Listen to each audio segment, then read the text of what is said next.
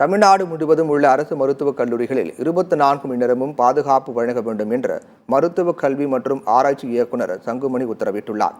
கொல்கத்தாவில் பெண் பயிற்சி மருத்துவர் பாலியல் வன்கொடுமை ஆளாக்கப்பட்டு படுகொலை செய்யப்பட்ட சம்பவத்தை அடுத்து நாடு முழுவதும் போராட்டங்கள் வெடித்துள்ளன. இந்நிலையில் தமிழ்நாட்டில் உள்ள 36 அரசு மருத்துவக் கல்லூரிகளில் தற்போது 2990 காவலர்கள் பாதுகாப்பில் உள்ள நிலையில் அந்த எண்ணிக்கையை அதிகரிக்க வேண்டும் மருத்துவ கல்வி மற்றும் ஆராய்ச்சி இயக்குநர் சங்குமணி உத்தரவிட்டுள்ளார்.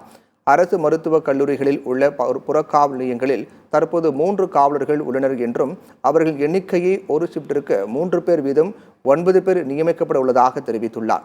இனி ஒவ்வொரு மருத்துவக் கல்லூரிக்கும் 100 முதல் 160 சிசிடிவிகள் பொருத்தப்பட்டு 24 மணி நேரமும் இயக்கப்படும் என்றும் கண்காணிக்கப்படும் என்றும் தெரிவிக்கப்பட்டுள்ளார்.